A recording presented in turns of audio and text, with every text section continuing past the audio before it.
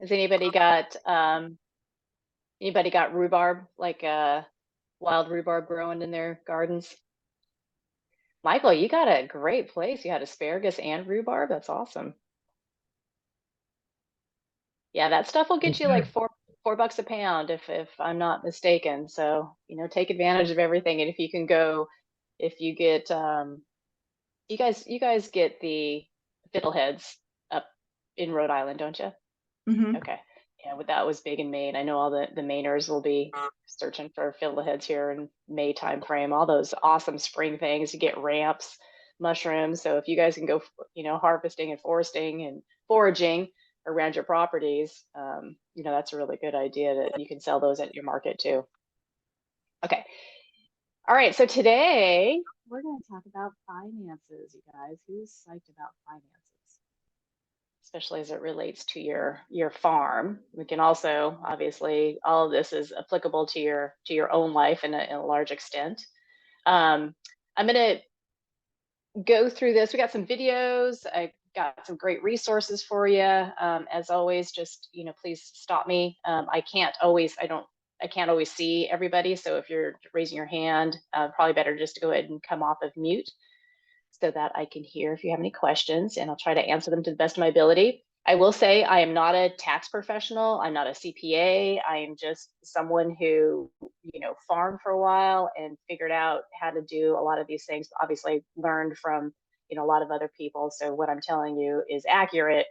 But I just want to impart upon you that I'm no professional. So if I don't really know the answer, don't get upset. We'll just go and figure it out because that's what farmers do. Kind of just like the style of farming. And we're going to talk about bookkeeping.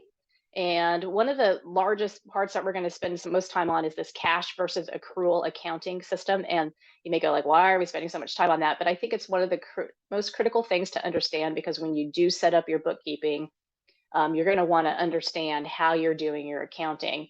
And you come to the same answer, but they each have their own value, in our industry. And but one of them you'll end up doing more so than the other for specific accounting and being able to make decisions and seeing what's going on with your business. And then we're going to go through what I think are what I know are the three most important lists that your tax accountant will ask you about, that oftentimes if you have any lenders, they'll be asking you about, and that's your income sheet, which includes your income and expenses, your balance sheet, and your cash flow. So we'll go over all that again at a very top level discussion, but we can go deeper, and I can give you resources on how to learn more about that if you're really interested. But you will be essentially doing this. If you are running a farm business, you will be generating an income and expense sheet. You will try to understand your balance, what's going on with your farm, and you will want to understand your cash flow. And so today, essentially, we're going to be understanding the basic accounting concepts, and I want you to learn how to think about building your own financial strategies so that you can mitigate risk on your farm and also organize in a manner that will make your CPA, whoever's doing your taxes, even if it's you, much happier at the end of the year. And especially since we're, in tax season right now. Okay, so just before we move on, has anybody heard of Julia Shanks and the Farmer's Office? I don't know if I see anybody raising their hand or not, but she is a fantastic resource. She lives in Massachusetts. She used to be a caterer, a chef or something. She was a chef, and then she, got into working with like caterers, and then she just built her business just bloomed to like, cause she was the only person in the industry who was working with farmers and doing their finances and bookkeeping and really understanding that side of it. Like we always say, the growing part is easy and the production is easy. It's the marketing, it's the bookkeeping, it's the, making your business work, run as a business is the hard part. So I'm going to just click on her place right here. And I think she has a little intro video. I'm going to go ahead and let you listen to her. It's not, I certainly endorse her. I'm not affiliated with her in any manner. I've talked with her and worked with her on a book before, but just to review some stuff. But I don't get any kickbacks if you guys go and work with her. That's all I'm trying to say, because I just believe in what she does, and she's helping farmers so much. And you know what? One of the things I forgot to do is turn on the video, so I have to redo this, guys.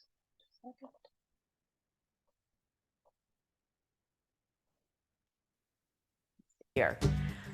You're here because you Nope. realize that you can You guys earn hear more anything? profits in your business, and I want to help you Either. get there. Farming is hard. All right, why is that?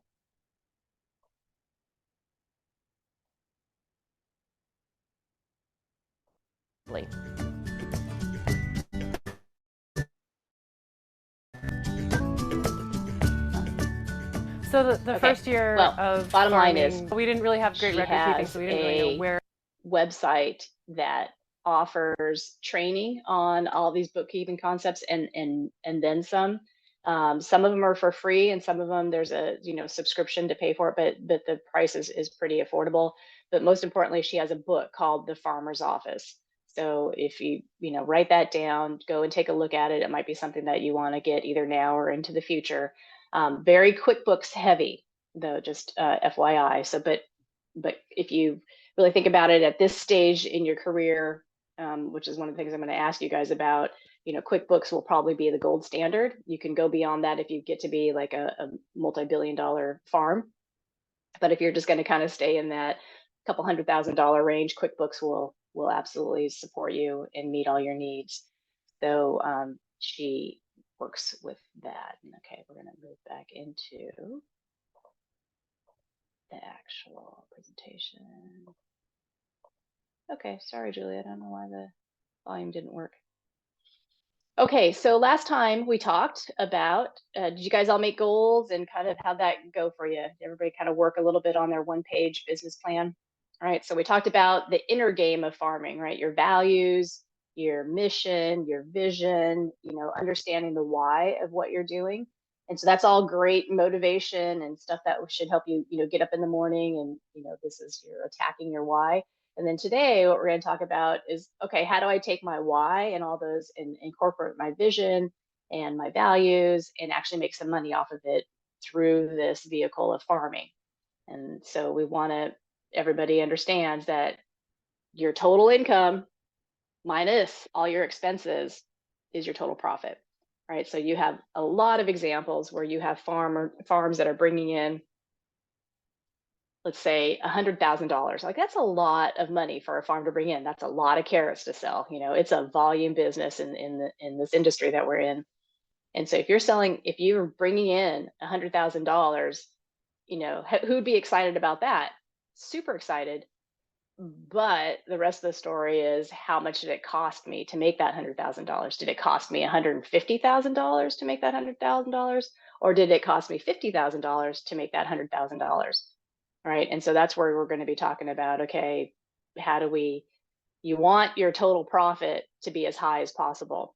And so that's either going to be by increasing your revenue and keeping your expenses the same, or you keep the revenue the same and decrease your expenses, just like in your personal life, right? We want to continue to not live beyond our means, right? You get whatever you get from your job, or if you're an entrepreneur, whatever your business is, and you want to make sure that you're keeping your expenses as appropriate as possible so that you can maximize your profit. Same thing. Can I get a show of hands of who's got some kind of bookkeeping method? Who's doing receipts and shoeboxes, even just for your personal taxes? Who's doing like a handwritten ledger? You remember those old timer books where you just write those down? Most of us aren't doing that anymore. How about Excel spreadsheets? Yeah, that is an excellent place to start. How about anybody doing QuickBooks already, or an equivalent type of software? All right, Murray, Michaela, Joshua, good job, you guys. Yeah, so that's cool. So those folks that are already using QuickBooks, do you feel pretty confident with your chart of accounts, and are you doing that for your personal or farm stuff already? Anybody want to share their experience with QuickBooks yet?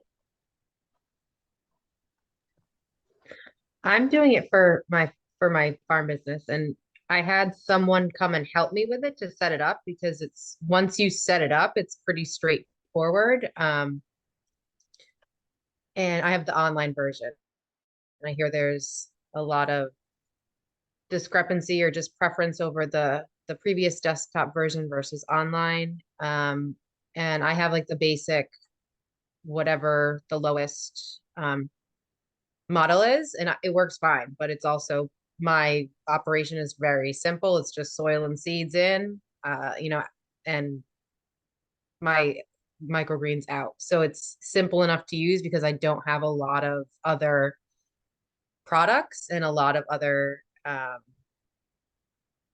expenses. Of course, I'm generalizing, but it's fairly straightforward. I like it a lot, and it has but I also started with Excel, and I still use Excel for some calculations and stuff like that. So I use a combination of them, I should say, but primarily QuickBooks for all of my P&L and stuff. Nice, nice. Great. Thank you for sharing that. And to your point about setting it up, I'll tell you, I got QuickBooks right away just because it seemed like the right thing to do, and I was ready to make that jump. And I had to redo my chart of accounts probably 3 different times over the first three, within the first 5 years of doing our farming business, just because I did the chart of accounts the way that QuickBooks told me to do it, and then I went to a Julia. Um, oh gosh, it just blanked on her name, the woman I was just talking about, Julia Shanks. I went to Thanks. one of her, I went to one of her workshops, and then I changed it, and then I got her book, and then I changed it again. So I'm going to share with you a chart of accounts at the end of the day that comes from um, from her that has all, it's very thick. So a copy of that can hopefully when you go into QuickBooks your first time, you can set that chart of accounts up properly, because it's really garbage in, garbage out, right, guys? If you are not thinking through what you really want to capture and what story you need or what question you need answered at the end of the day, you're going to get like just chaos. There's another one that I want to recommend if you guys aren't ready to do this spending, and we'll spend a little bit of time on QuickBooks just because eventually, hopefully, you guys will get to that point. But they have changed their economic model, which really is frustrating. They used to provide a desktop version, which you could just buy straight out, just like old software, and you could either download it or you could get a drop. I don't even know if they do CDs anymore, but that would last you for 5, 6 years or something, because it wouldn't need to be continually updated because the foundations were the same. Well, then within the last couple of years, they've slowly started to phase out that option of having just a desktop version that you could download and just pay once, for a software fee. Now they have the online subscription, which it can it's a little cost prohibitive, I would say, honestly, when you're first starting out. So there is an option called waveapps.com. I know Trisha's taking notes on this. Just Wave Apps, literally the whole thing. And it is another online software program, and it's free. And it does a lot of the same. It'll do your income and expenses. And really that's what you need to track kind of, at the get-go. So that's a great alternative if you're not quite ready to switch to QuickBooks and aren't, if your farm's not generating enough income yet to really justify that expenditure. So anyway, I just kind of throw that out there. All right, so, and I think this is kind of a no-brainer, but why bother, right? Why do I need to have? Why can't I just keep my receipts in a shoebox? Well, you're a business now, all right, and you need to monitor the progress of your farm business. And you need to be able to make decisions. And oftentimes those decisions are financially driven decisions. And so you want to make sure that you have got your understanding of what your business is currently doing to even be able to project what your farm and business could do, right? So if you, again, I don't know if we didn't talk about levers last time, but really economics is just lever driven production, I guess, because, right? So if you decrease your expenses and you increase your prices, decrease your cost of production, increase, another element of that's going to generate some revenue. Those are decisions that you can't just make in the dark because you don't know which lever to pull and which button to push, so you need to be able to understand fully what it is that your farm business is doing. It you know, if anything, one of the toughest things to do for a farmer when you first start your first couple of years is doing your tax scheduling. Like you have a Schedule F for profit and loss on a farm. You may have some other documents that you need to fill out if you own breeding livestock or if you're in dairy. So there's a lot of tax implications in this business and a lot of tax benefit, right? You can also apply for homesteading, I think in your state. I know Maine you can do that. So or you can apply to get, you know, property taxes lowered because you're a working commercial farm. And so there's a whole bunch of implications to farming financially and tax wise. So both tax burden and a tax relief. So those are good reasons to keep your bookkeeping. If you want to, this thing we talked about last time is about the business plan. Like if you want to get some funding from outside investors, you want to be able to show them your books, right? This is my income and expenses. This is my balance sheet. These are all the assets I have. These are all my liabilities, and this is my cash flow. Like those three key components to your bookkeeping system, all interrelated but very different, and tell a certain story about your business from a different perspective. And lenders are going to want to know, what's going on in your business. Yeah, support in case of audit. I don't know that people get audited anymore, but I'm sure didn't we just give them a bunch of money so that they could go audit people? Hopefully they're not going to be auditing farms, but in case you do get audited, you want to make sure that you have all this documentation in a good place. I prefer it to be electronically done, but that's just my preference. And for me, it makes it easier. So, again, I'll leave this slide deck with Trisha afterwards, but here's some links to different publications that talk about the farming or that talk about taxes for a farm. And so you've got your publication 225, which is the farm tax guide.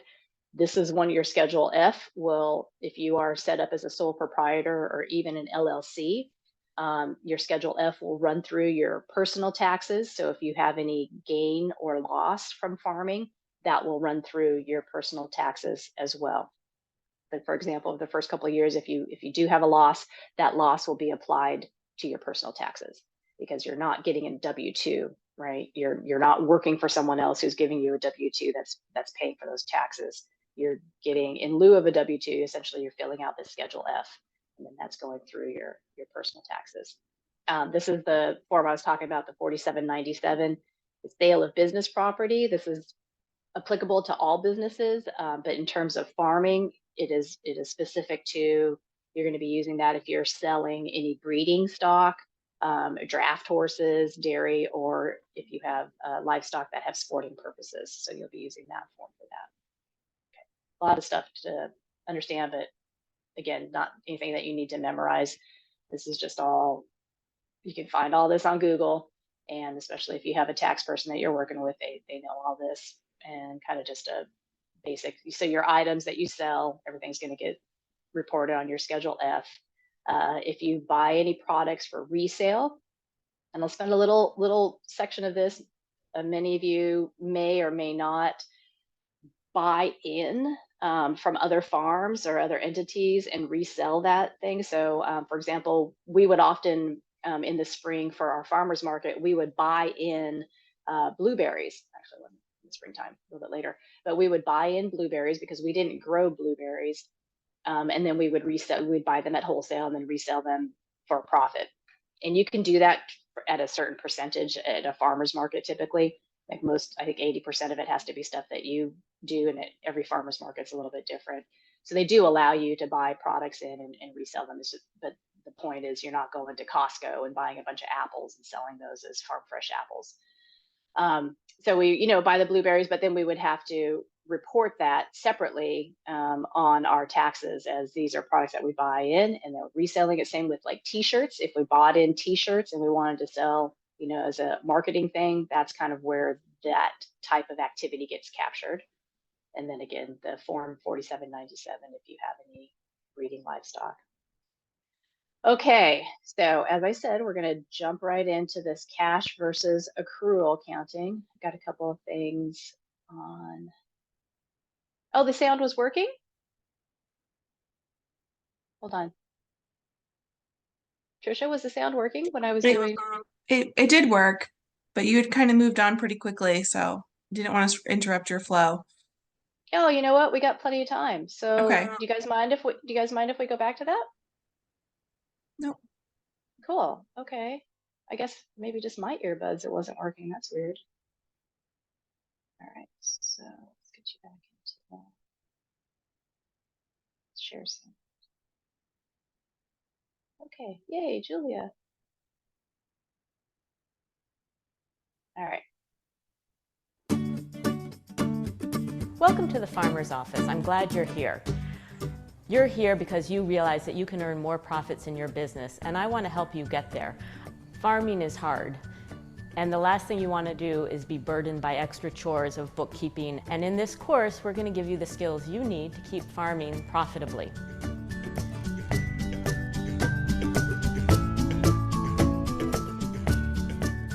So the first year of farming, we didn't really have great record keeping, so we didn't really know where we made our mistakes and where we needed to be tighter or be more efficient. And if I wanted to keep going, I was going to have to get my numbers in order.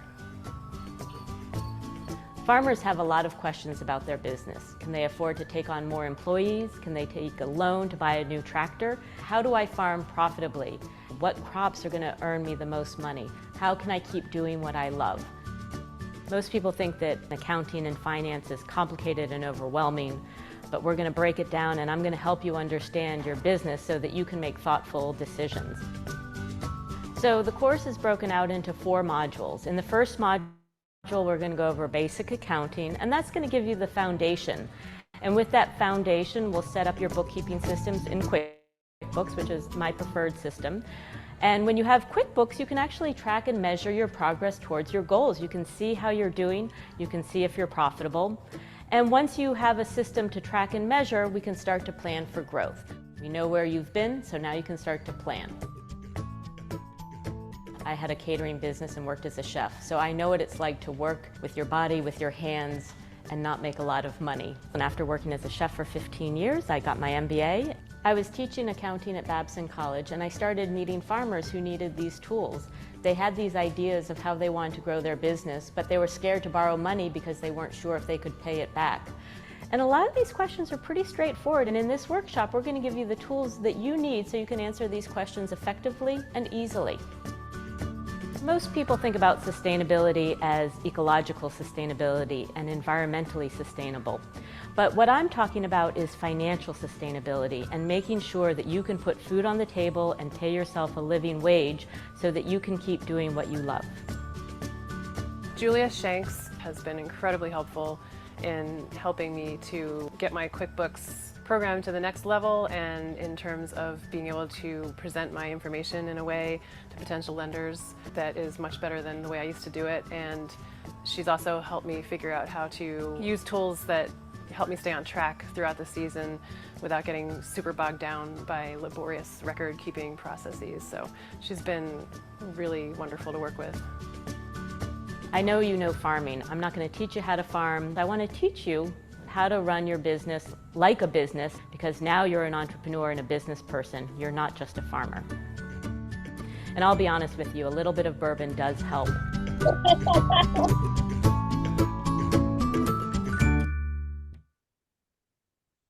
I couldn't hear what she said, but did she say something about bourbon? Yeah, That's usually her. her she go-to. said a little bit of bourbon helps. Sorry, I didn't know I I wasn't on mute. No, that's okay. No, I appreciate that. So hopefully that's I don't know why I can't hear, but yeah, she's awesome. And you'll see a lot of the things that I'm going to talk about today kind of went, through one of her classes, and so use some of that stuff as well. Okay, so and I did see that she talked about cash versus accrual, so that's one of the lessons that you guys will go through if you end up taking any of her courses. But for today, I'm going to go through it.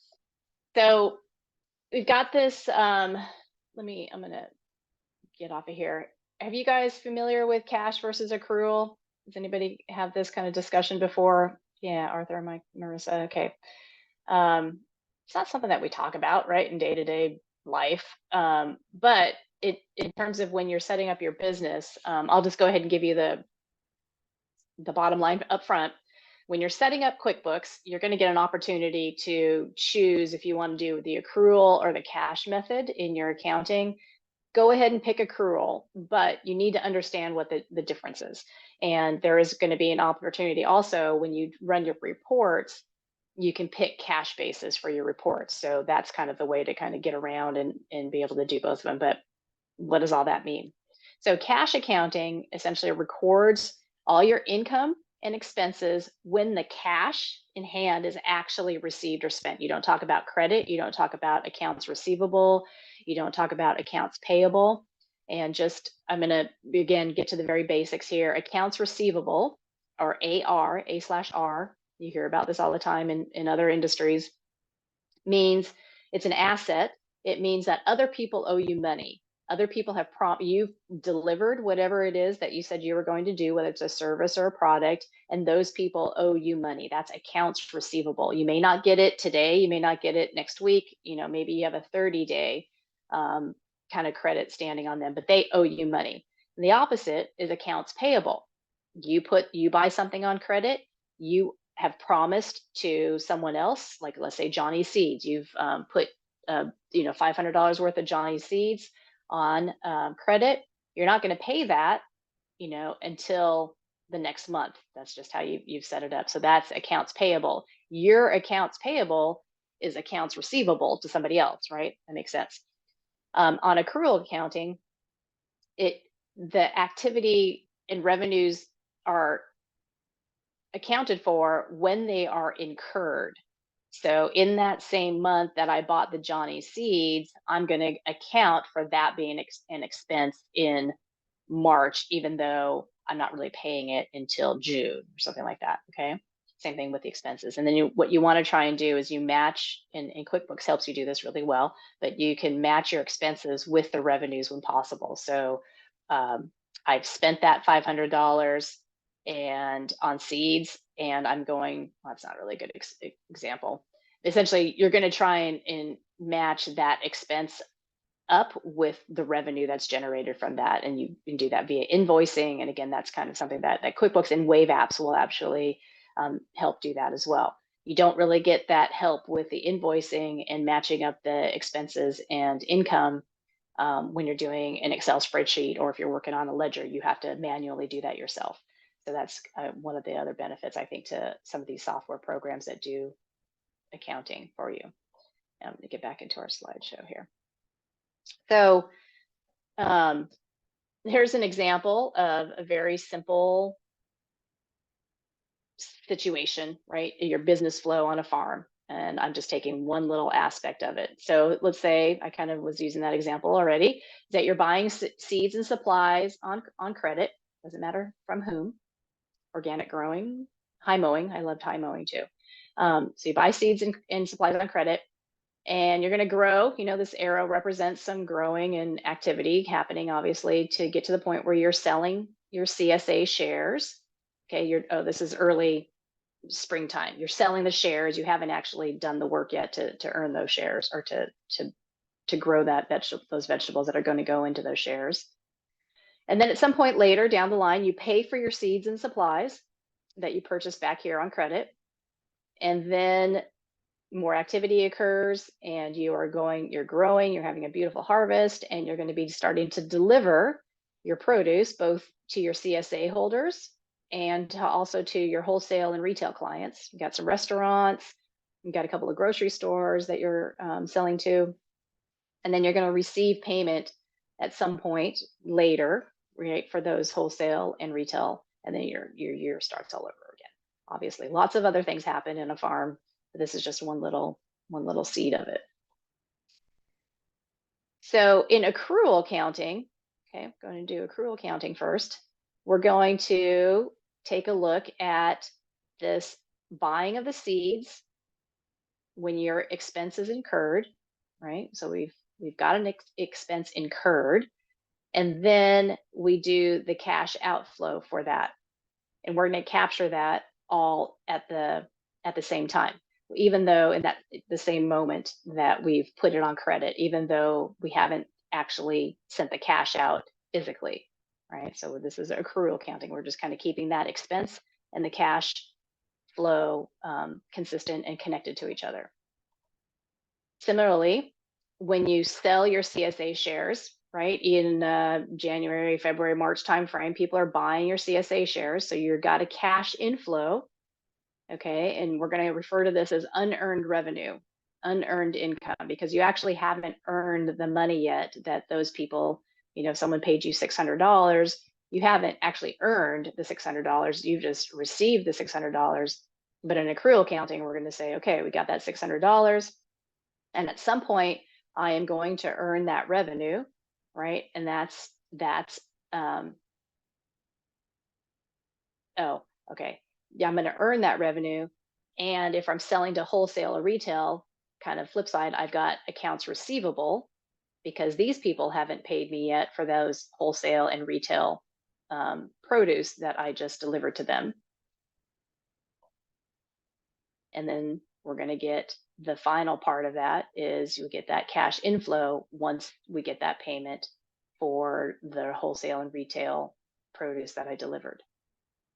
Okay, so that's accrual accounting. It's all kind of happening in the same at the same moment that an action occurs. Then you account for all that all that income and expenses. Now, on cash accounting, we're only going to do it when the actual cash leaves our bank account, not when it's on credit. So if you're buying seeds and supplies on credit, you're just buying that. You're not accounting for it yet until down here when you actually pay for that. So you're going to account for that at the same time that you're going to call that's when my expenses incurred and that's when my cash flowed out.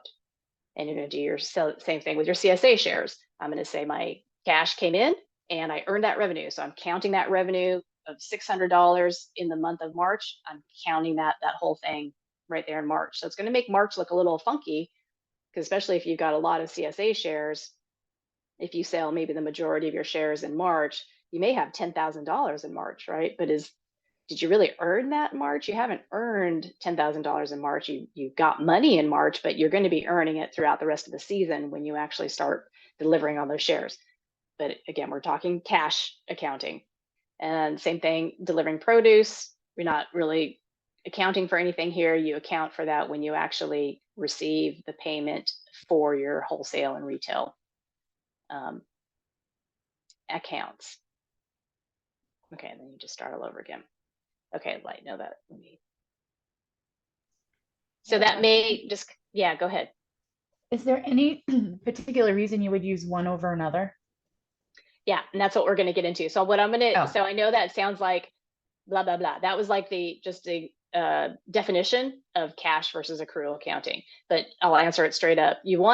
I like to use accrual accounting because it shows a better picture of what's going on in the business. Cash accounting is this like, okay, yeah, that happened, and then that happened, and then the cash went in and cash went out, but you don't really have a good idea of what's going on in the business. Now, the reason you would want to do cash accounting on some circumstances is for cash flow, right? Because you want to understand, okay, I'm solid in March because I'm getting $10,000 for my CSA shares.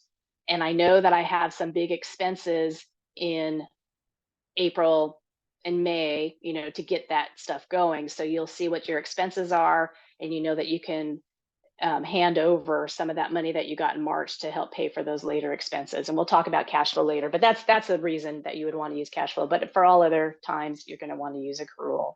And we're going to go through an example of how that works. So let's say that this is our scenario. So this is pretty, pretty fair. It's very, very simple because, again, a lot of stuff happens on the farm other than this, but I'm just going to talk about what's happening during these 4 to 6 months. So the first month, we're going to sell $400 worth of produce at our favorite farmer's market, and the booth rental for the month is $100. So that's one of your expenses. In month 2, your local elementary school orders and you deliver $300 worth of your homemade jam, for which they will pay next month. All right, so a deferred payment account receivable, right? Start thinking that way. They owe me money. Your cost of production is $100. So another expense there. In month 3, you're going to get the $300 from the elementary school that they promised. You're also going to get $600 from a CSA customer for produce that you've promised you're going to be delivering over the next 3 months, right? So essentially, 600 divided by 3, $200 a month for the next 3 months. And then in month 4, you're providing, you're going to go ahead and provide $200 worth of the $600 in CSA shares, and it costs you $100 to produce that share every month. So that's your expenses in terms of producing those shares. So again, I'm matching up the expenses with the income. Okay, so what that looks like, so we'll have to go back and forth, but so our first month, we said we're getting $400 for, what was it for? Just produce, okay, at the farmer's market. And our expenses were $100. So our profit was $300 that month. That makes sense? 400 minus 100 equals 300. So the cash that we have left over at the end of month 1 is $300. Okay, in month 2, we delivered $300. We're doing cash accounting. Yeah, so this is cash accounting. So even though we did some activity, it doesn't really show up here because we didn't actually get the money, but it still cost us $100 to deliver that make that order and deliver the jam. And so our profit that month is 0 minus 100, which is a negative 100. And then that carries over. So we had $300 cash at the end of month 1. Now we are negative 100 in cash accounting. So we're left with $200 at the end of month 2. Okay. So in month 3 now cash is coming in. We get that $300 from the school for the jam that we delivered last month. We're also got $600. We got actual cash in hand that we haven't actually earned yet, but we're physically have it in hand. So that looks like $900. So 300 plus 600. We got that $900 in income. We didn't have any expenses because we haven't done anything yet. We haven't actually grown that food yet. So $0 in expenses, and it looks like we have a $900 profit. Add that to the 200 from the month before. Now our cash, our equity essentially is at 1,100. All right, month 4 now. Now it starts to get interesting. This is really, if any of you are going to be doing CSA shares, this will be the one that kind of like mulls around in your head. And how do you account for that? And this is, if we're doing it the cash accounting way, this is how the cash accounting would do it. So you provide $200 of the $600 in the CSA shares, and it costs you $100 to produce that share every month.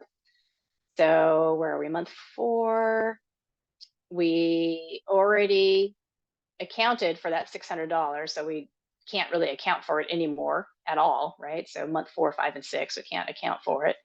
And we still have expenses. So it costs us $100 every month to do that $200 share. And it keeps looking like, our profits going down every month if we're looking at a month time frame. And so we just keep subtracting $100, from our cash that we built up. And at the end of month 6, we've got $800. Okay, I just want to make sure that made sense just in terms of the pure account of cash accounting. So all I did was when we got cash in, when we physically got it in, or when we physically sent it out, it got accounted for in that month that it happened. Okay, so now we're going to go to how accrual accounting would look.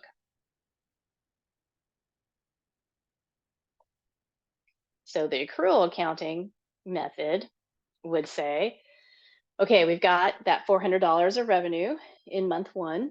We sold some stuff at the farmer's market, cost us $100 to sell that, and we've got a $300 profit for that month. So our cash is at $300. We don't have any accounts receivable, and we don't have any accounts payable. We don't owe anybody money, and nobody owes us money. Now, month 2 is when we got a promise, and we did the work. We did $300 worth of work They said they're going to pay us next month, but I'm going to account for that now because I'm actually doing the work so that this revenue shows the work. It cost me $100 to do that. So I've got a $200 profit, and then I've got,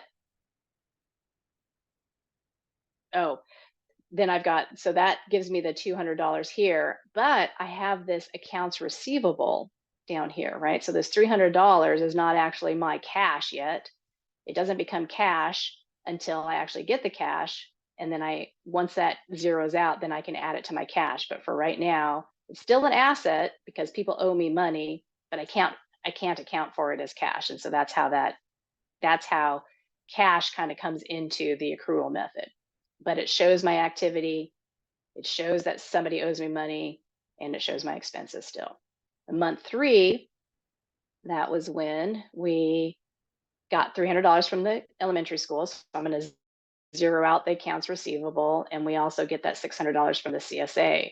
So what happens to that $600? So I didn't earn that money.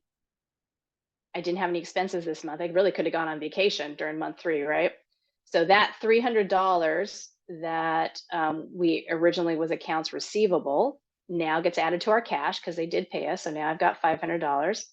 But for the month 3, I don't have any more accounts receivable. But now I owe somebody. So I have a liability. I owe someone $600 worth of services, products, or whatever.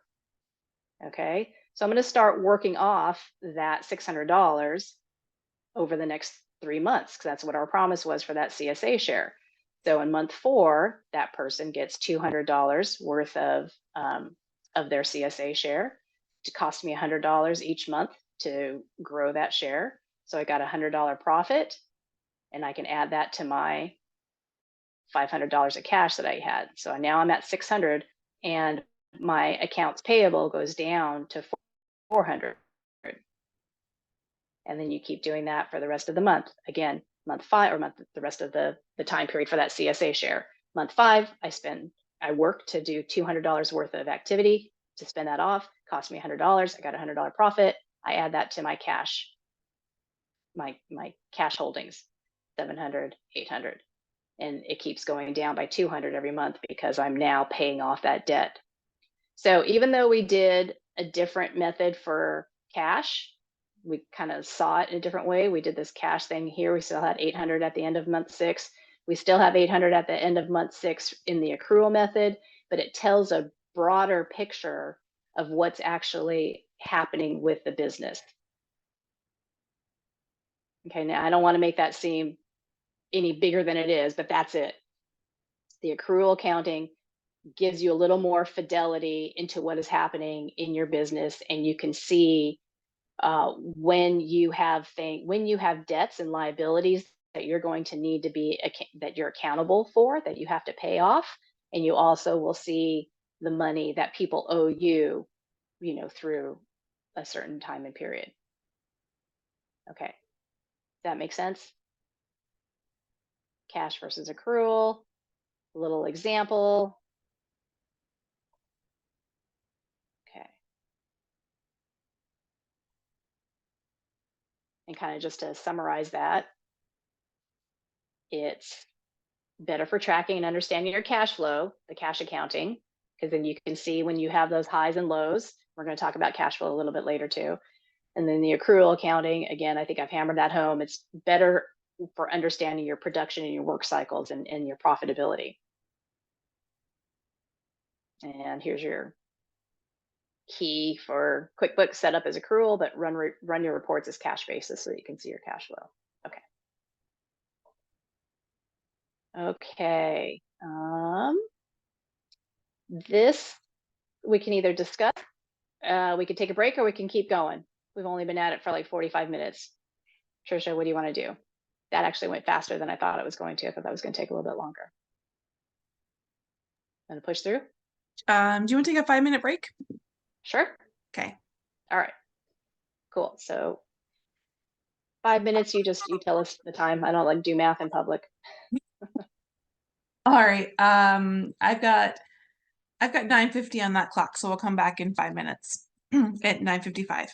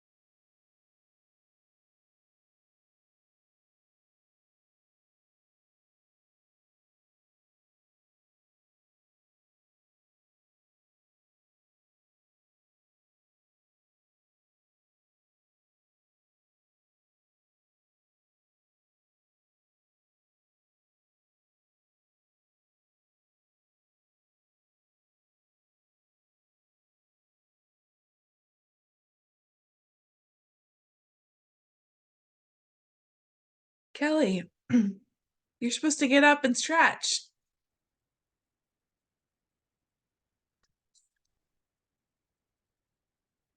It's beautiful out here. It is gorgeous out today. I'm looking at the farm. Yeah, I'm at work. I'm in my staff room. And I'm just like looking out into the orchard, looking nice. at all the work I have to do. Yeah, that happens, doesn't it? Oh, it's beautiful. I love it here. Remind me where you are? I work at Barton Family Orchard. I'm in North Situate. North Situate. Okay. And I'm sad I can't go to the Brandon farm. I do the farmers market with them Mhm. in South Kingston, and I'm sad I can't go visit their farm, but I'm on vacation with my family that week. Oh, well, that trumps farm visits. Are you going Well, somewhere? yeah. We're going to the Berkshires for Oh, 12 days. My youngest is graduating the day before. My youngest is graduating high school. So we're taking our like last family vacation with everyone. it doesn't have to be your last family vacation with everyone. I know, but I'm like, as they Yeah. get older, it's harder to coordinate all of that. And It my is, kids yeah. are 22, 21, 19, and 18. Mm. So Wow. we're getting to that age in life and when I find land to work farming wise, the chances of vacation are slim to none. And I'm okay with that. Doesn't Anne talk about that in like one of our first lessons that you should work Yeah. that into your plan? Yes. Yeah. But we're also like our vacationing is we're renting a house with 60 acres of land that we can take our dogs with us, and we're just going to hang out. We're not doing anything crazy. That's lovely. To Sounds me, great. that's vacation. Yeah. All I'm right, I looking think forward to it. good. That's good. I'm I sure just wanted, Albie. I just Go want to ahead. say this is Murray, and that I had the same decision to make, knowing that I was going to start farming full time and I wouldn't have much time to go on vacations. But when I went on vacation, I left my family behind. I hope that's not bad. No, that's not bad at all.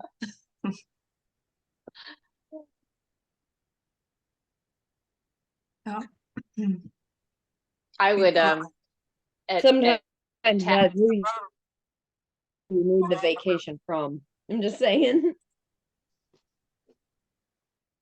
I what was missed that, the Amanda? I said sometimes the family is who you need the vacation from. Oh.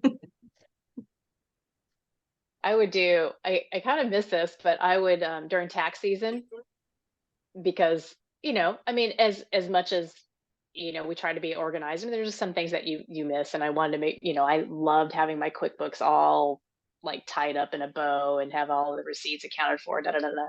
So I would go and stay at a hotel like for a couple of days away from the farm, and I would stay up till 2 or 3 o'clock in the morning, just making sure, running through QuickBooks. I got up when I wanted to. I went to bed when I wanted to for and I just stayed in the hotel room. I just made sure it had a desk and I had papers out everywhere. Oh my gosh, it's like a vacation to me. Kind of weird. Okay, are everybody back? I think so. All right, let's get into the actual accounting statements, as we've kind of been alluding to all morning. And slideshow begin. So as I said before, there's the 3 accounting statements that are key to your farm financial health, and to be able to make, you can use these to make decisions with, you can use these to get loans, you can use these, give these to your CPA, do your taxes with them. So you've got your income statement, which is also called your profit and loss statement, P&L. You got your balance statement. It's also called your net worth statement. And then you've got your cash flow statement. And so all 3 of these related but different, and different things go into them, and they each tell a little bit of a different story and have a little bit of different reason for existing. So we're going to start with the income statement. And we've already talked about this. You guys know about this in your real life, right? Net income equals your income minus your expenses. That's just the way to live life, right? Live within your means, and your farm is no different. But realistically, the first couple of years of farming, your expenses are probably going to be more than your income because you're building that infrastructure. If you don't already have infrastructure, but you're building your markets, you're building everything. And so a lot of that costs money. You're building brand awareness, all those things. So keep at it. If within, I think the IRS gives you 3 or 5 years, correct me if I'm wrong, anybody, before they start looking at you hard. Like if you haven't been profitable, I know it's at least by 5 years, by year 5, if you aren't profitable, they're going to start coming to look at you and go, are you really a farm, or is this just a hobby farm? In which case you don't get some of those tax benefits. So that's just something to be aware of. So an income statement is just a measure of your company's profitability. This is one of the most common financial statements that a company will use, and it shows a company's total revenue and expenses to determine its profit. I'll send you, this link is in the show notes. I don't know why I said show notes. I'm not doing a podcast, but I listen to a lot of podcasts. This is an income statement template from Michigan State University, their extension. University of Rhode Island may have one, but I really liked the one that Michigan State put out. So it's got all this, the instructions in here, the links to your Schedule F. And you can go in here and do your income statement, your tax view. All right, so this lines up with on the Schedule F, the line items that you can report on. So this is a nice way to do that. Now, this isn't necessarily how you're going to set up your QuickBooks. So there's a little bit of a disconnect between how you want to account for things so that you can make decisions versus how the IRS and government wants you to report things for your tax purposes. So you're just going to have to understand that there's a little bit of a disconnect. But if you overdo the one in your QuickBooks, you will easily be able to report and have the numbers ready for your tax time. They've also got things in here that you can do for your expenses and income on your production side. And we're probably not going to talk much about depreciation today. I can go over it real quickly because it is an expense. So maybe we'll get to that, unless you guys are really dying to dive into a discussion about depreciation. Okay, so go ahead and come off mute, and I'd love to hear what your market channels are. Meaning, who are you going to be selling to? So where are we going to be looking to get our income from? Just go ahead and throw it out there.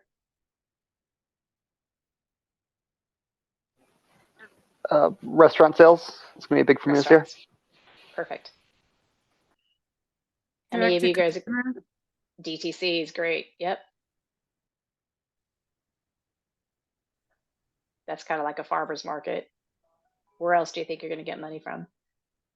We have a farm, so also direct to customer through that.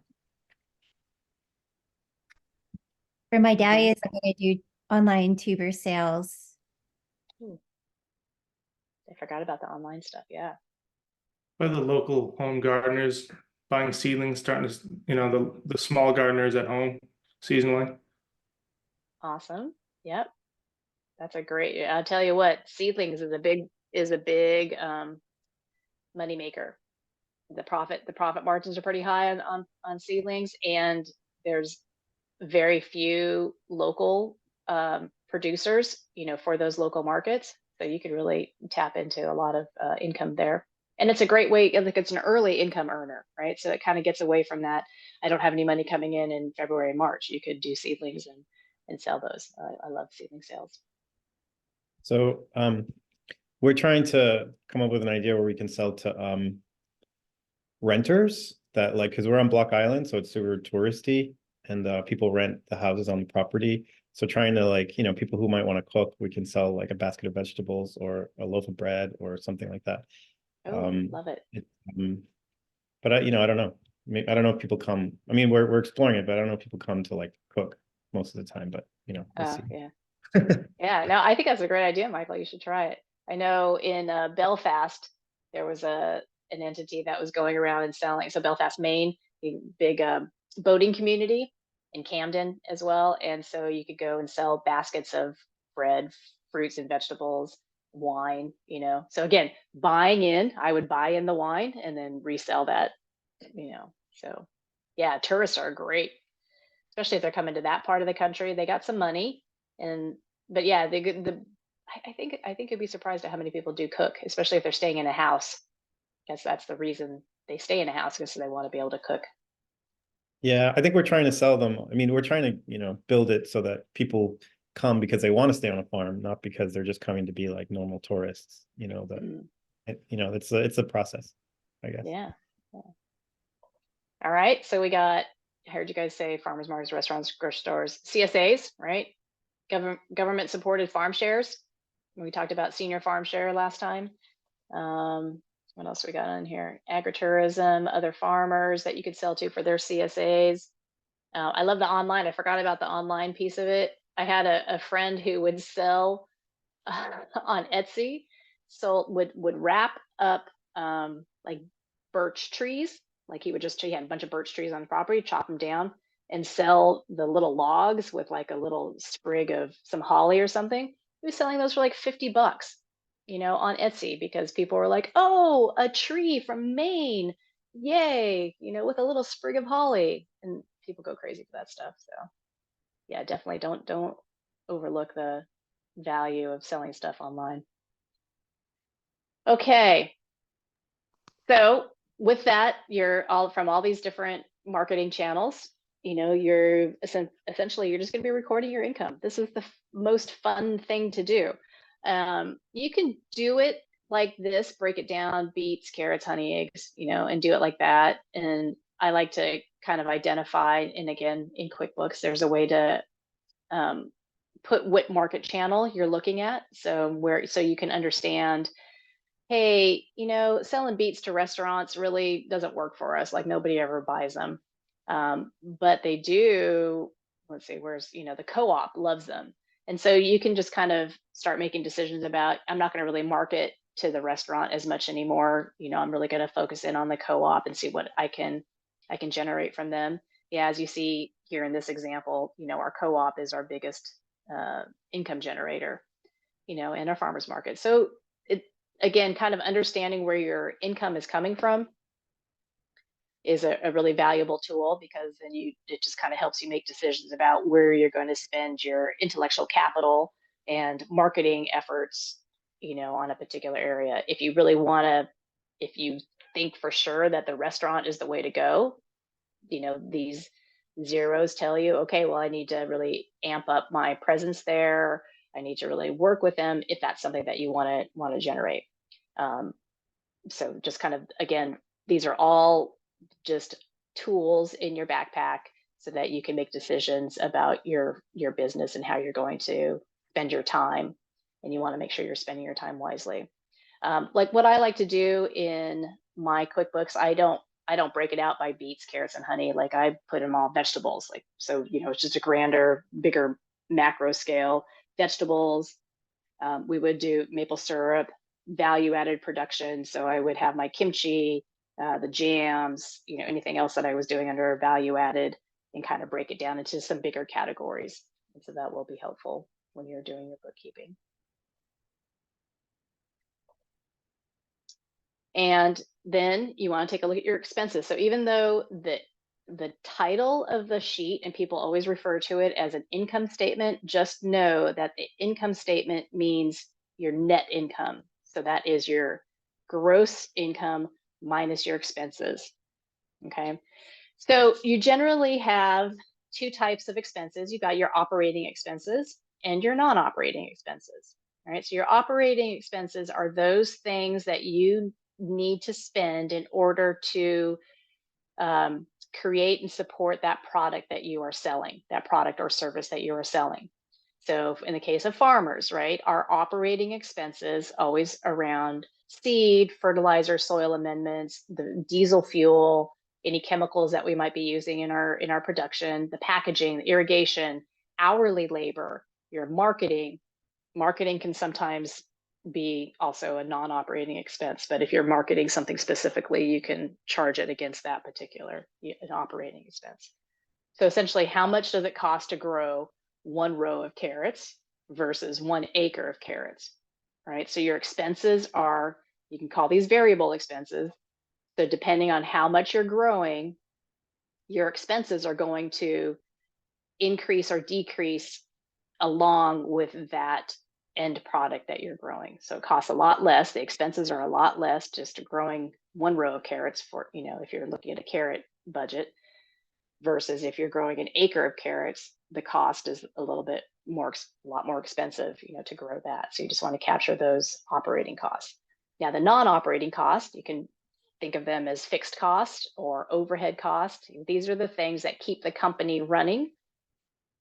And so things like your salaried employees, yourself, you should always account for your salary. Even if you don't get paid, you want to make sure that you're planning to pay yourself. Your rent, your mortgage, insurance, internet cost, your advertising, and depreciation. So I will talk about depreciation as an expense. And just in general, let's use a high tunnel as a depreciation expense. So at the very beginning, when you build that high tunnel, let's say it costs like $20,000 for material and labors to build that high tunnel. You don't want to expense that all in the first year when you build that high tunnel, because let's say, my first year I built the high tunnel for $20,000. I only made $20,000 worth of, I only had $20,000 income. You don't want to wipe out that entire write-off in that first year. So what you do is you depreciate that, and there's a schedule for the lifelong, the longevity of a high tunnel. I think it's at maybe 10 years. And again, I'm kind of a little bit removed from the actual number of that, and I should have looked that up before I did. But again, we can Google it. So what's the life expectancy of a high tunnel? And then you depreciate that by the number of years. So let's say a high tunnel is worth 10 years. So you could take that $20,000, divide it by 10 years, and every year use that expense. Would that be $2,000? Yes. So take $2,000 off every year as an expense for the next 10 years. And that's how depreciation works as an expense. And it's better to take a depreciation off so that you get that benefit of an expense, for the next 10 years of $2,000 rather than taking a $20,000 clip at a time. And honestly, I don't think the IRS laws allow you to take $20,000 off right at the very beginning, but there are some assets that you can do that. But anytime you can depreciate something, take that opportunity, because once you do start making money and your income increases, you want to have those expenses to decrease that tax liability. Okay, does that make sense? It does, I think, Anne. There was a question about income. Okay. Accounting for your own salary? Yes. Who's that? Who's ML? That's me. Okay. Sorry.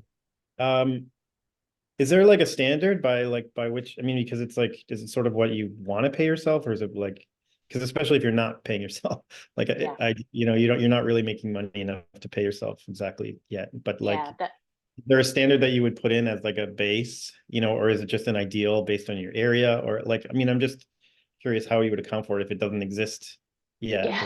Yeah. That's a great question, Michael. So it's a little bit of all of the above. You're the CEO of your company, right? But you're also the laborer sometimes. So when I say about baking that into your accounting, you want to account, like if you're doing any of your accounting to figure out what your cost of production is, you want to go ahead and add in that labor. So you would charge yourself if you as the big company, your farm.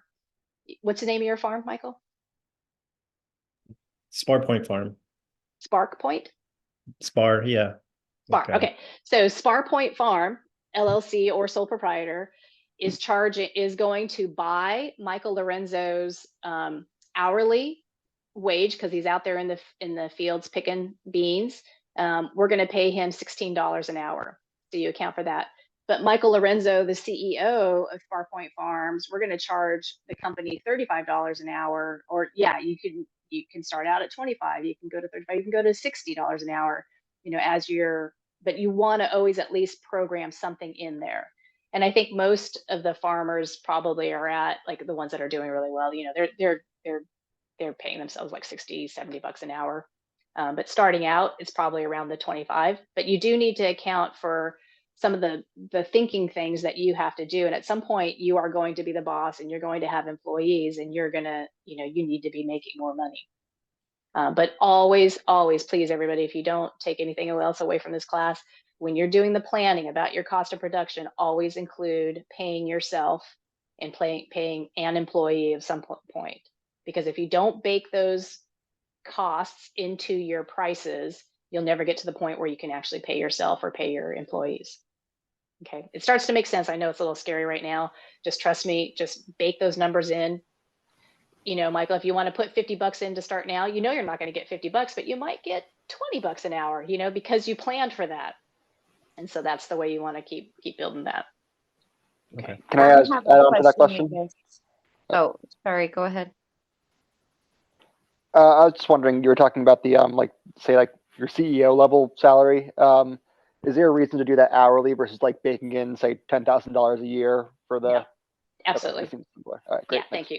Yeah, you're right. I should have said salary. You're right. It's an annual wage. Yeah. Thank you for clarifying that. Amanda, did you have a question? I had a similar, well, I had two, but one of them you just answered, which is the benefit of hourly versus salary. And then I guess it gets a little scary looking when you're at the point where I'm at, where I'm not growing anything yet.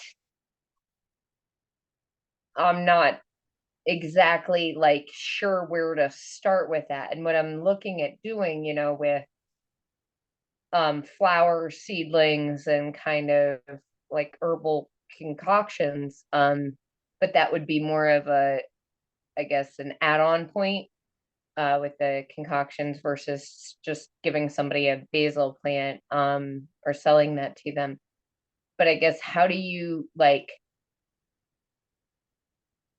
I guess because when it comes to some things like herbs and stuff like that, where I get a lot more output outside, right? But I could feasibly create a small amount inside all year long. I guess how do you differentiate between that? Does that make sense, I guess? Are you talking about setting your price for whether you grow it inside or outside? Because you're going to have less? Setting your plan. Yeah. Should I charge less and I have okay, for basil, for example, right? I can grow that indoors, but I can also grow a great amount outdoors during the warmer months. Mm-hmm. So do I keep a constant price, or do I charge more during the winter months when I'm growing less and it's inside and very different from the being able to predict the outside yield? Yeah, that's an excellent question. Bottom line up front, just how we did it, and most of the farmers I know in this, especially in New England, we usually charged a higher premium for produce that we were providing in the early springtime, because it did cost more to provide that, and it was less available, blah, blah, blah, blah, blah. But the real answer is there's a concept called enterprise budgeting. I'm not going over that in this class, and Trisha, I don't know if you guys are going to touch on that in another one of the classes, but if you don't, just look it up. It's kind of an advanced thing, but Amanda, to answer your question, you're going to have to go through what does it cost to grow that product. And I would say you do two enterprise budgets, because you do one for the growing season, and then you would do one for the off season. And then you would see how much that costs. But in that, you're going to bake in your labor costs. Okay, so that's kind of where both of them are going to have some labor associated with it. And you may find out that actually in the early spring, the labor is less than it is when you're outside doing it all. And so that can kind of help identify what the cost should be. And what an enterprise budget will do is it'll tell you what your cost of production is. And then you're going to want to put your your markup, but you need to build in your profitability. So if you need things to be at a 30, or I don't recommend going below, planning for anything less than 30% markup and profit, because that's how you're going to keep and it should be higher, but you'll find out what your market can bear. So keep them in the same, like, I guess, like, pot of money, I guess, is a way to put it, instead of separating out indoor versus outdoor. When you account for it, you know what? That's going to be your call. Yeah, I could see a value in doing it your indoor season in your outdoor season. I think when you get your year-long snapshot, it's just going to be one line, though. Okay. But I think for you to do the background again, like making decisions, you're going to want to separate and do the work to understand what it costs to build, to grow that indoor, and what it costs to grow it outdoor, and that's how you're going to set your pricing. And then your pricing is going to influence what your income is. And your income is what gets reported, right? Okay. Not your pricing. Yeah. That makes sense. Thank you. Yeah. Okay. Eric. So during the last class, they spoke about like shrinkage and things like that, and then different market channels. So to get rid of, at the end of the year, if you have all this surplus or you have spoilage or whatever, to get rid of that. So is there any like tax advantage to donating that to nonprofits like a church or a community garden, things like that? Because I know for a certain property, like you can donate it to a nonprofit and then recoup a percentage of that as a tax credit. That is an excellent question. I don't know the answer to that, Eric. Yeah, no, I'm sorry, I don't know that. We've, it kind of sounds like it should be, right? Because we donate to charity all the time, and as a person, you get a certain benefit, but it kind of depends on what the normal deductible is. Yeah, ask your tax professional about that. And if you can tell Trisha, and Trisha can tell me, that would be good. I'll try and look it up as well. But it's an excellent question. Thanks. I wonder if like a gleaning organization might have some information about that as well. Yeah. Yeah, no, I think that is a valid question. Okay. All right, so we just talked about income. I think we got that good. Great questions. Do you guys want to see what Julia Shanks recommends are all your expenses? So I know we kind of talked about chart accounts. Just take that, whether that word makes sense to you or not, doesn't really matter. This is kind of a terminology that is used widely in QuickBooks, because it's essentially telling the computer where the bin of all the money is going. So you've got your assets, your liabilities, see all this equity, revenue. COGS means cost of goods sold, and your expenses. And so this is one of the things that for those of you who are using QuickBooks or think you might be going to QuickBooks, this is one of the things that I'd love you to take and to understand. So just real quick, you see the income, 1, 2, 3, like seven sources of income.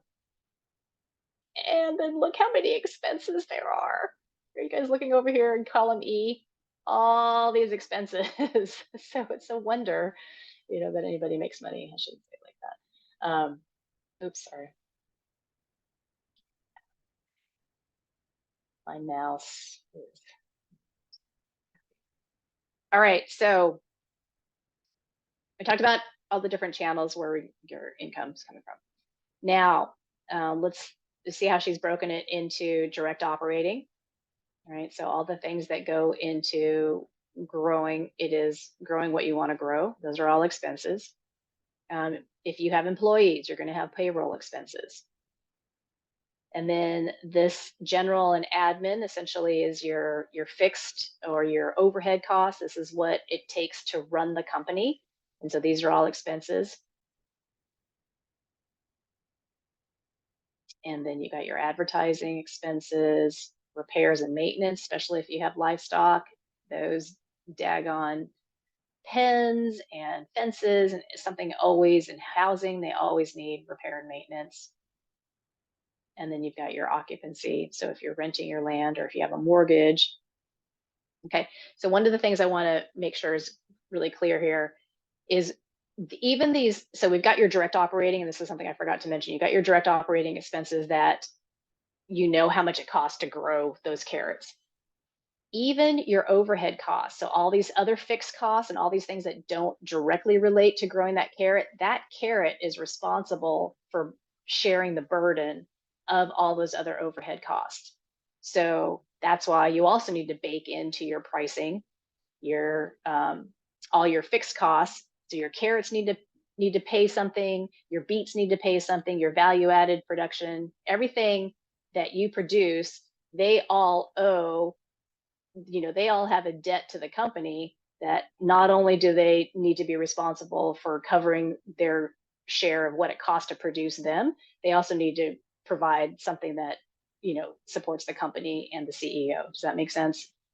So you've got all of your expenses need to go into your budget calculations for how you're going to price that product. And that's the enterprise budgeting that I was talking about.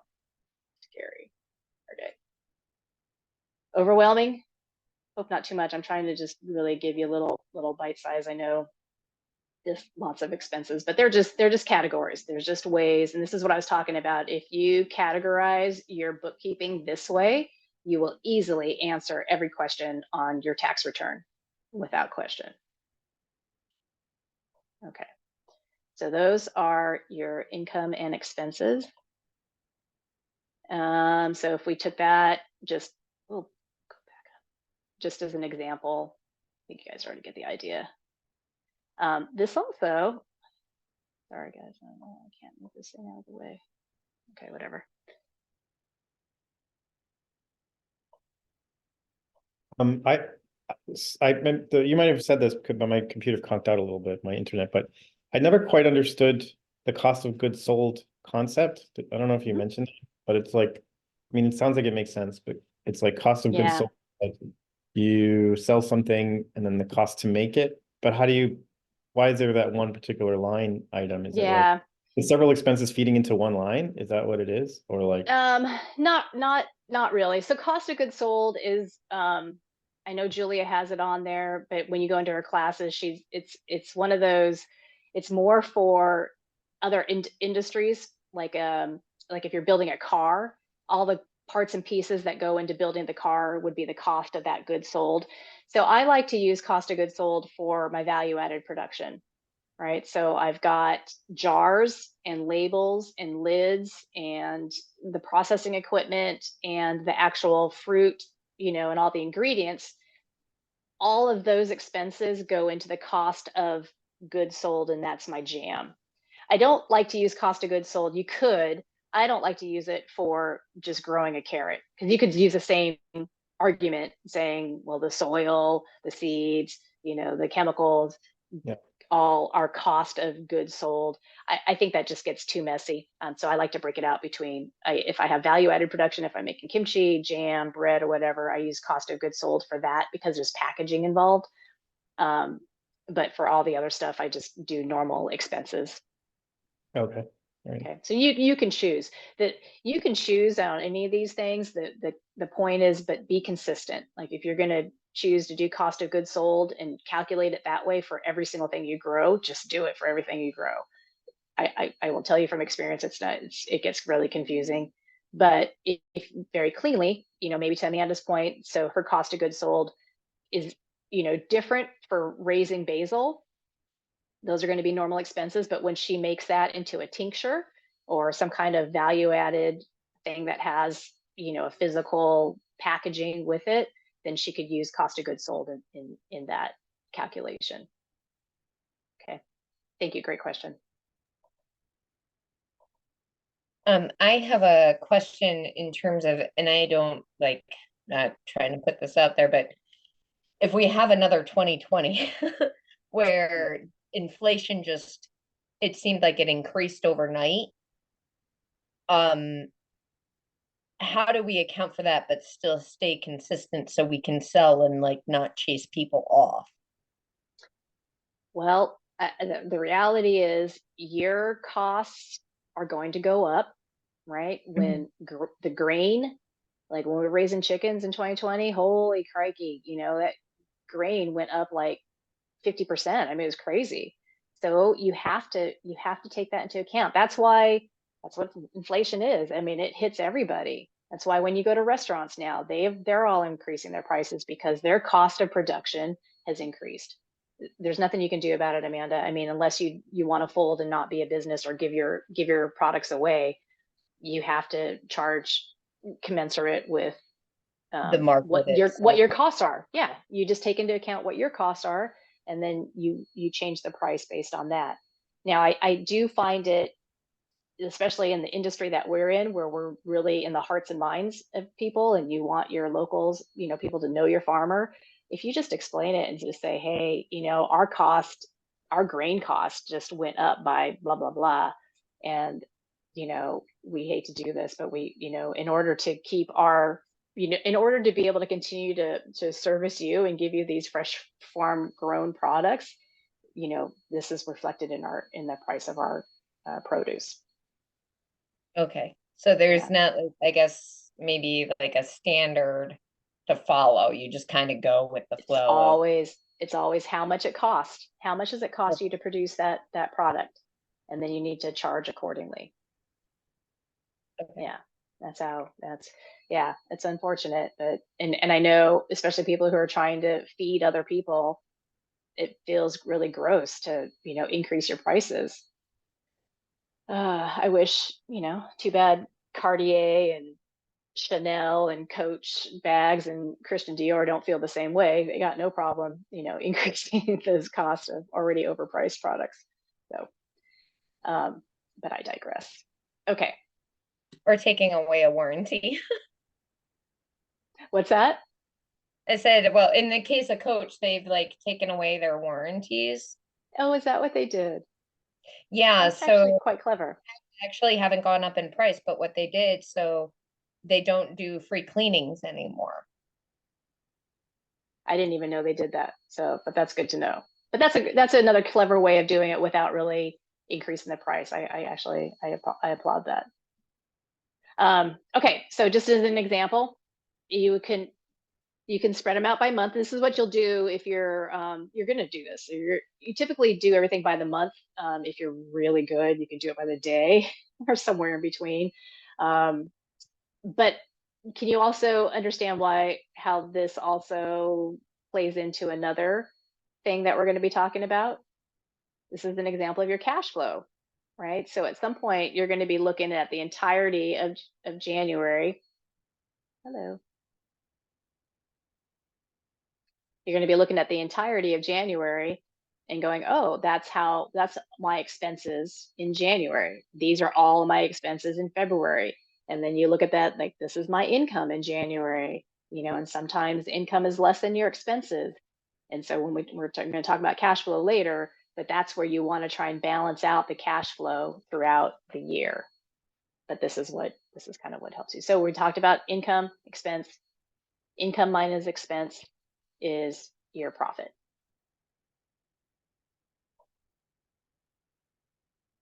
Okay, so now we're going to the balance sheet. So that was your income sheet.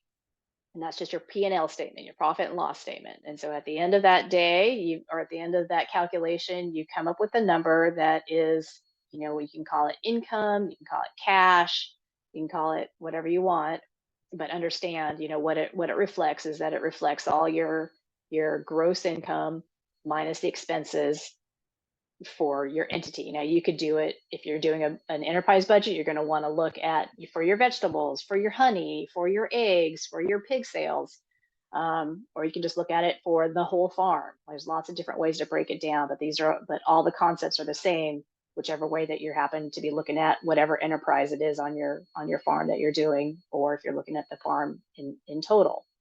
Now your balance sheet looks at your company from a different way. Your balance sheet looks at the farm's financial position at a given moment in time. So your income statement looks at it over a certain period, right? So over a month, over 6 months, over a year. Your balance sheet is looking at one moment in time, whether it's the end of month 1, the beginning of year 2, it's just your balance sheet. So at the end of the year, when you look at your balance sheet, you're looking just at December 31st, 2023. You're just looking at that day, at that moment in time of what your assets are So your balance sheet essentially saying, these are all the assets, these are all the things that I own free and clear that are mine, that belong to the farm. And that equals all of my liabilities. So any negative things, any outstanding payments that I owe to anybody else, plus your net worth, which is that owner's equity, which is oftentimes just that cash at the end of the year that you've gotten from your profit and loss statement. You can also, people call it the net worth statement. So if you flip the equation around, you got net worth equals your assets, everything that you own, minus everything that you owe, right? So it's what you own relative to what you owe. And that is, again, if you think about a lender, right, who's looking at potentially investing or lending you, an operating loan, they want to understand, okay, what does your balance sheet say? Like, what's your net worth? What are your assets and what are your liabilities? And then they can make a determination on whether or not you are of low enough risk for them to, give you the money, provide you the loan, give you a grant, all that stuff. So this is what an income statement would look like. You've got your income and you've got your expenses for the full year, and then they've got this net income of $15,000. And I think I put that in the wrong place. Sorry about that, you guys. We already know that. So we're back to the to the assets. And the assets can be broken down into your current assets. So again, that cash. So I guess that's why I did that. So you've got that $15,000 cash. That's one of your assets. Any prepaid expenses. So kind of like a CSA share prepays with you, you can do the same thing. You can prepay for soil amendments that are coming in February, and you can pay for that in January. You can prepay for grain. There's a lot of things that you can prepay for. And that is an asset because that's something that people owe you. All your supplies, your livestock, grain feed, any inventory that you might have, produce inventory. A lot of folks, if you grow winter squash and winter root vegetables, a lot of that carries over into the next year, and so that's considered an asset because there's a value to those potatoes and the squash that you're going to sell. Like, you still have it in chamber storage in December, you're going to be able to sell it in January and February. So that rolls over as an asset into your new year. They also have non-current assets. So that means anything that's beyond a year or more. So you've got your breeding livestock, all your machinery and equipment, your vehicle buildings. Does anybody have a word that's coming to their head when I talk about non-current asset? What's that also related to? Starts with a D. Depreciation. There you go, right? So your non-current assets typically have some kind of depreciation associated with it. And even breeding livestock, I feel like that has a depreciation associated with it, because that typically you're going to keep that breeding livestock for 5 years. And so you could actually depreciate over that. And again, talk to your tax accountant. I feel like we did that. I can't remember exactly for sure. Okay, so this also includes anything that any investments and any interest on current asset that you would be paying. Interest is not an asset. Okay. That's just the definition. I can't really come up with a good, includes investment in finance, leases, cooperatives, and other entities. I'm sure somebody understands what that means. I'm not quite sure, but I feel like if you're in a cooperative, that's considered an asset. Again, something not super common that smaller farms would deal with, but I think as you get bigger. Okay, and liabilities then are set up the same way. You've got current liabilities and your non-current liabilities. Okay, so your interest is a liability. Any of your accounts payable, credit card balances, any short-term operating loans that you may have taken. So anything, again, due within a year, and then non-current, anything that's over a year, and it kind of gets into that depreciation world again. So essentially you've got your assets, what you have, cash, inventory, equipment, building, breeding stock, what you owe, all your accounts payable, credit cards, bank loans, your CSA prepayments, right? Because that's a liability. You still owe people. you owe produce to those people. And then owner's equity is what you own, or net worth. Okay, net worth, owner's equity, that's all the same thing. And these are all the retained earnings. So that cash out of your income statement, that's your retained earnings. Nobody can take that away from you except for yourself, right? When you start putting expenses against it. And then your investor's equity. So if you've had any investors that originally gave you some money to start the farm, or if you took your owner's equity to start the farm, that all goes into your net worth. Okay. So let's go back to our bookkeeping scenario about our farmer's market and just the couple of months in the life of a farmer, and think about what our balance sheet would look like in relation to our income sheet. So if you remember, month one, we sold $400 at our farmer's market. We had a expense of $100. And in month two, we made some jam. They, deferred that payment to the following month. Our cost of production, we still had to pay $100 then. And then month three, we got that account receivable from the elementary school. We also got, somebody paid us $600 for a CSA customer share or CSA share. And then in month four, but in month three, we didn't really do anything. We just got money, which is nice. And then in month four, we're starting to pay off that CSA share in $200 increments. And it costs us $100 each time to grow that $200, which is kind of expensive. It's not real. So if you remember, we've got our accrual, right? We had the 400. Bottom line, we got to $800 at the end of 6 months by the accounting for the accounts payable at $200 a month for that CSA share. And so if we want to take a look at what the balance sheet would look like, we're going to take a look again at that snapshot in time. So at the end of month one, we had $300 from our previous months, and then we didn't have any accounts receivable. We have no liabilities. We didn't owe anybody anything at the end of month one. And so our equity, right? Assets equals liabilities plus our equity. So we have $300. So that balances out, right? We have $300 here and $300 here, and the math works. So in month two, then the income statement, this was our income from the month, $300 minus 100, we had $200 of income. And this is over a period of time. And so then our balance, so balance sheet, end of month one, income statement during month two, and then balance sheet at the beginning of month three, we had $200. And we have an accounts receivable of $300 because this was something that we earned, but they didn't pay us. So they owe us $300. And then our equity is because we had that 300 plus the 200. So we had $500 worth of equity, and that balances out. Our assets, our $200 plus $300. We didn't have any liabilities at the end of month two or beginning of month three, and our equity is $500. So that's what a balance sheet looks like. And that tells the bankers, okay, it's all matching up. They're matching up all their assets, all their cash, and their accounts receivable match up with the equity that they have in the company. Okay, so that's what a balance sheet would do. All right.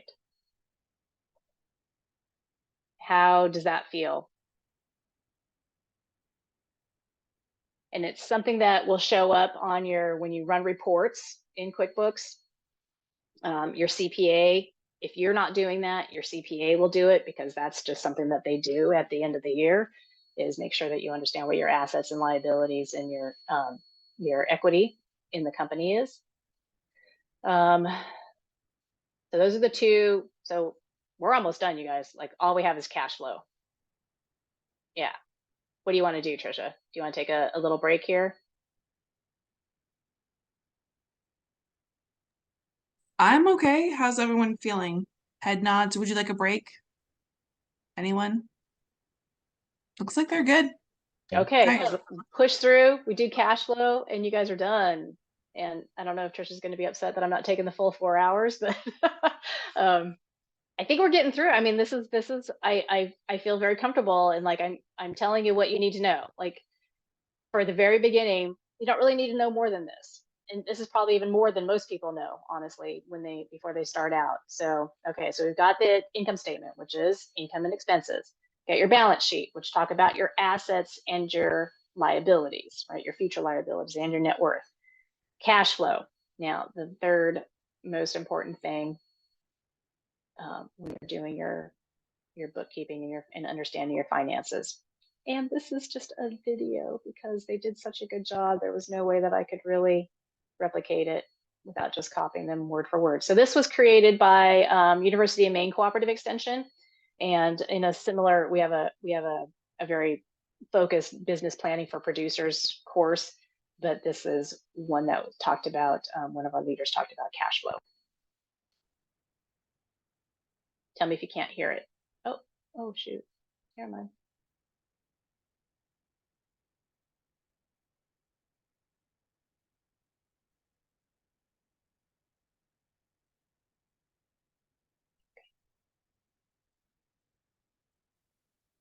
To cover the seed and soil amendment purchases of $20,000 and a monthly payment of $1,000.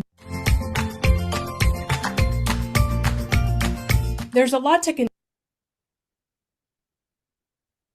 consider when writing a business plan.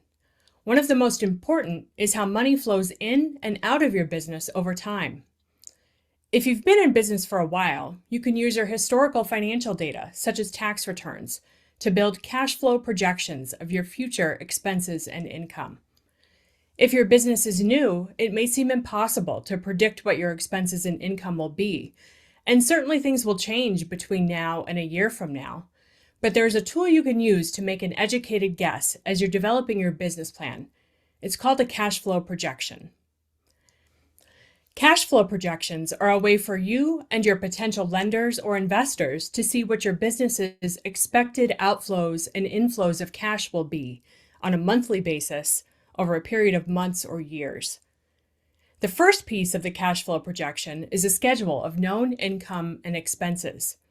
We're going to start with expenses because it's easier to start with information that you already know than information you might want or need to estimate. You can start to build your cash flow projection in an empty spreadsheet. Start by labeling each column by month for 1 year, and then labeling each row with your recurring expenses. Next, start listing your known monthly expenses. These might include debt service, such as an FSA loan, credit card, or mortgage. Your payroll, rent, and utility bills are also common expenses. These numbers will tend to be the same each month. For example, if you have an $800 mortgage payment, that will be the same for January, February, March, etc. So you can simply paste from one column to the next for the entire year.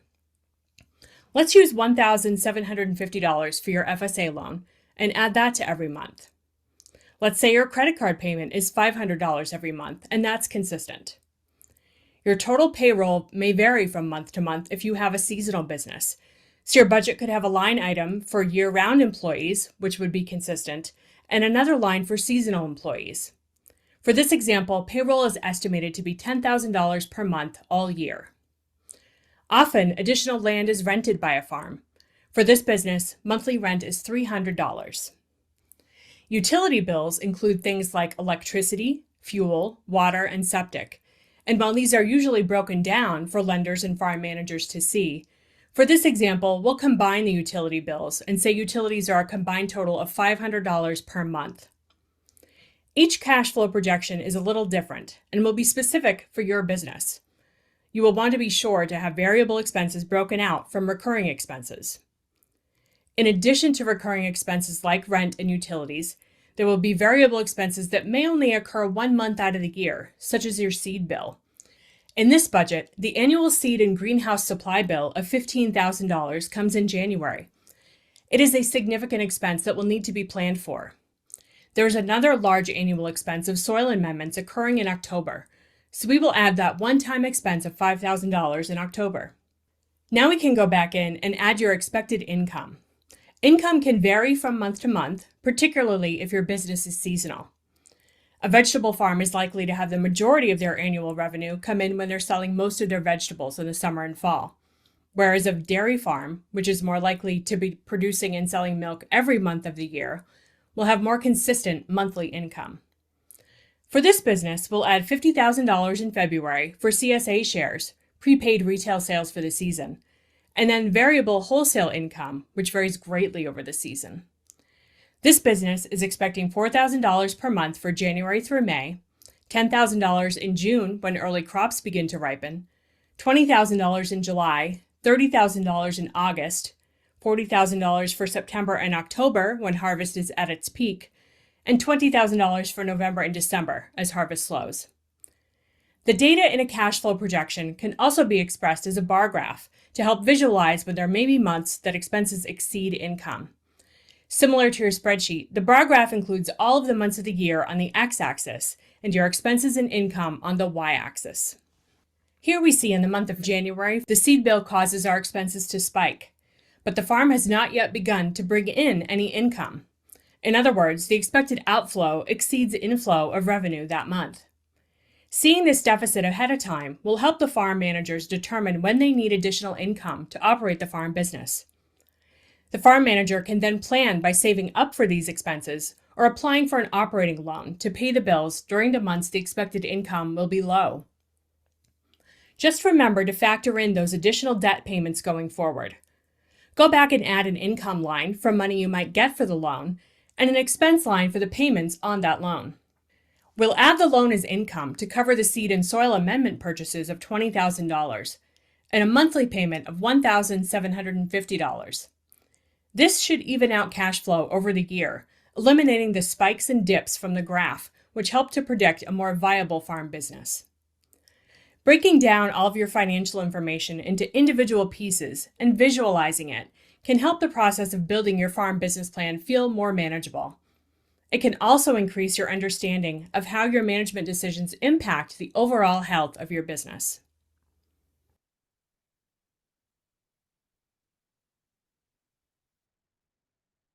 Okay, so again, I could not hear a thing, but did that make sense?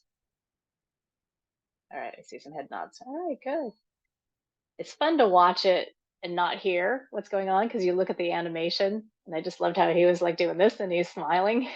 So that's what I wish for all of you, is that you're at your computers, you're smiling, you say, I got it, I get it. Now I can move forward with pure authority and know that the decisions that I'm making are based on, facts and figures. And, just know that things change all the time, right? You're going to make one decision today and it could change tomorrow, and that's okay. That's your farm. This is your business. This is your farm. And your customers are your customers. And I look forward to hearing how everything's going to go with you guys. So that's all I have. Trisha, any other questions? Anything that you want to really dive into? Does anyone have questions for Anne before she leaves? I mean, I had a question which you kind of maybe like mentioned a little bit, but ours, it's like something that isn't necessarily answerable, but like our situation is a little bit odd in that it's not exactly a cooperative, but like people are kind of doing their own sort of projects within the farm, and like how, like if there's some sort of structure that you've heard of that, I don't know if it's a cooperative structure, like if there's different kinds of structures, like in terms of accounting, like how to account for different streams when it involves different people. And it's sort of odd because part of it is also rentals that have nothing to do really with the farm process. So it's just a little bit complicated to think about. I mean, we might have to sit down and like really hash it out, but I don't know if you've heard of like different structures or business models or something like that. I don't know. So Michael, are you the main purveyor of all the income? Like, are they paying you rent and paying you things? So we're not really, we kind of did it backwards. Like, so, I mean, we're like starting to build a business on top of something that had already been existing, which was the rental structure or the rental business. But I started farming and doing this stuff before, and now I'm trying to figure out how to actually make it profitable. Maybe it's not, but part of this accounting process would maybe help. Yeah, no, I think two things. I think one, contact SCORE, and I think Trisha's probably giving you that information, because there's business mentors out there that have probably had this a similar, can guide you through like what structure would make sense. And then to me, it really sounds like enterprise budgeting, because you've got different enterprises within this one physical location. So you've got a rental enterprise, you've got some vegetable enterprises. But it kind of depends on who is the main benefactor, if you will, financially from that. Like if that's you and you're directing all these different enterprises, or you've got like little sub businesses beneath you. I think it's more like a sub business. Yeah. Which means. And they just pay you rent? No, we nobody pays rent at the moment. We're all kind of like just figuring it out. So like, there's like someone who makes bread and they sell bread on the island. I do the vegetables and I'm trying to get to the farmer's market and do that sort of thing. But we all sort of operate under the same umbrella. Maybe we're doing it wrong. I don't know, but like maybe each person should have their own business, and then but there's something valuable about having like this diverse kind of environment in the farm. It sort of it feeds off of itself, or feeds off of each other. I don't know. It was just kind of a broad question. Maybe it has nothing to do with this, but yeah, no, I think it's a very fast. I mean, other people are going to have similar situations. So each of those people have their own business. I mean, that's what it sounds like. And yeah, I mean, it kind of like one person makes ciders and wines, another, but so I wouldn't want to limit, like if it were me and I was making, let's say I'm making the value added jams, I wouldn't want to limit myself to only being able to do business with you and the other people on the farm. Like I'd want to be able to say, well, I have the luxury of being able to sell to restaurants, and I have the luxury of being able to sell to whomever I want. So it sounds like just separate businesses. But if there's a need for each of those businesses to contribute to a co-op, I mean, then it does kind of sound like there could be a joint venture co-op structure that might work. Yeah, but definitely I would talk to SCORE, because they should be able to help you out with that, or Small Business Administration.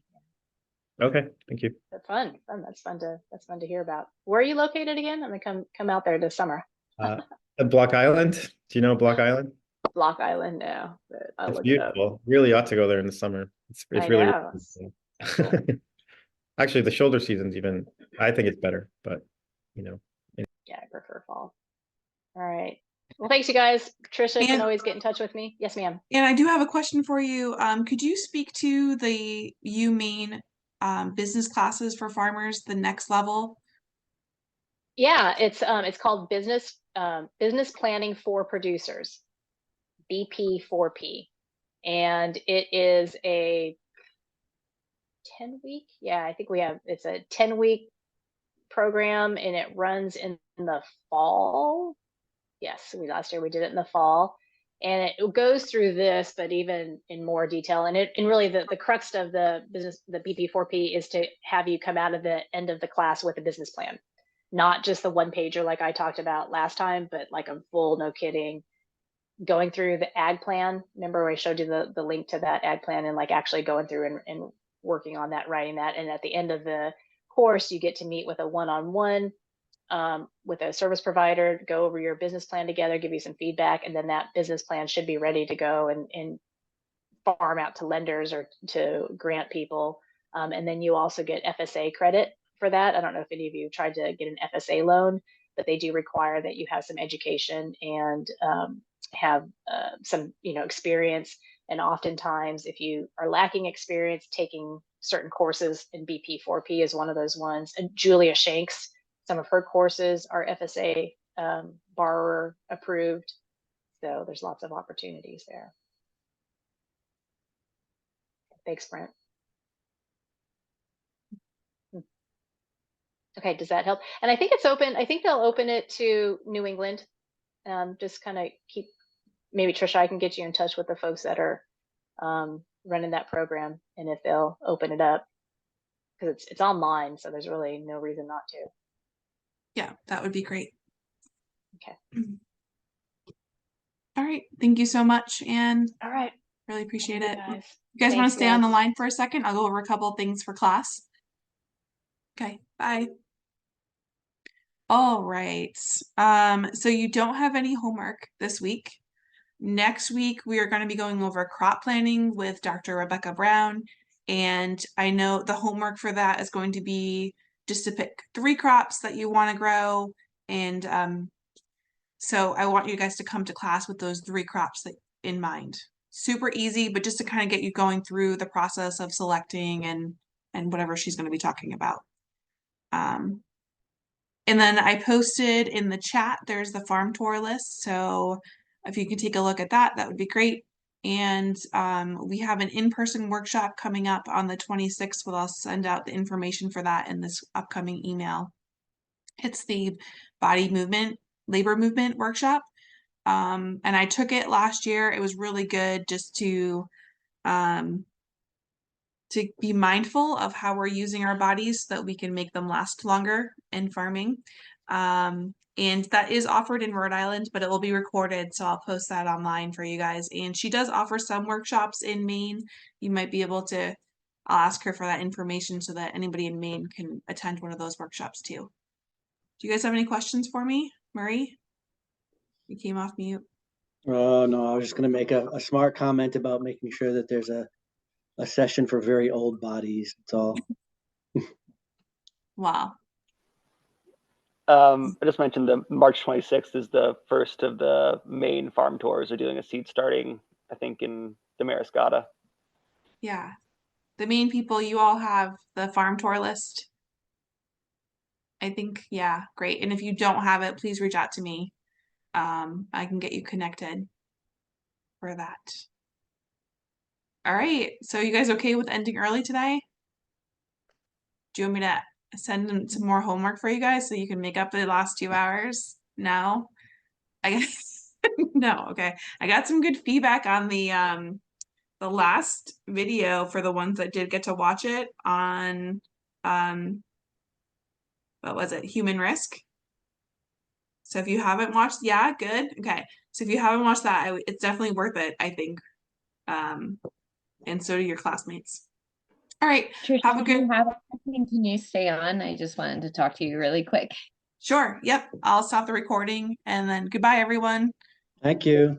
Thank you. Bye. Thank you. Where